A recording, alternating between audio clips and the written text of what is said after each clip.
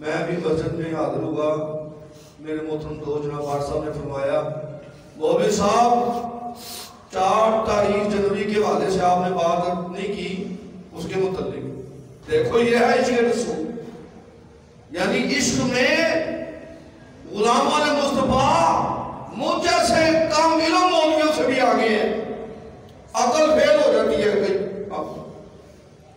میں سمجھتا ہوں 4 جنوری کو شہید اسلام شہید مرشد رسالت ملک ممتاز حسین قادری نے وہ عظیم الشان کارنامہ سر انجام دیا کہ ہمیشہ قیامت تک کے لیے اسے قوم یاد رکھے گی. اور باطل کے سینے میں جیسا گولیوں کا برس ملک ممتاز حسین قادری نے لگایا ہے، انشاءاللہ اسلام کا دشمن قیامت تک کے لیے انشاءاللہ اس کا درد محسوس کرتا رہے گا. اور ہم اس مجاہد اسلام اس صدی کے شہید اعظم ممتاز حسین قادری رحمت اللہ کی گرد نالین کو سلام پیش کرتے ہیں.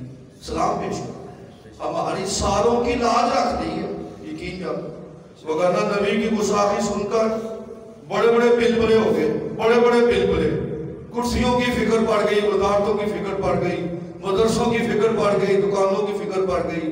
بڑے بڑے ظالم لوگ نبی کی ناموس سے غداری کر گئے. لیکن ممتاز حسین قادری تیری عظمت کے قربان جائیں، تم نے نہیں دیکھا بکواس کرنے والا کون ہے کہ سودے میں فائز ہے. تم نے میرے آقا کی حدیث میں عمل کر کے رکھ دیا من صبا نبیًا فاقتلوہ، اس کو قتل کر دیا جائے، اسے زندہ رہنے کا حق نہیں ہے. ایسا ہوگا انشاءاللہ، اور یہ سلسلہ جاری رہے گا. یہ سلسلہ جاری رہے گا. آپ کہیں یا نہ کہیں، میں کہوں نہ کہوں، میں آپ کی بات میں آپ کو بات ہے، میں اپنی بات بزدل ڈر ٹھوک کام ہمتی انسان ہوں.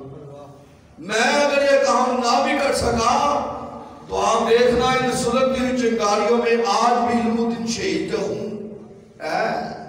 انشاءاللہ جو غدار ناموس رسالت کا نبی کی ناموس پہ حملہ کرے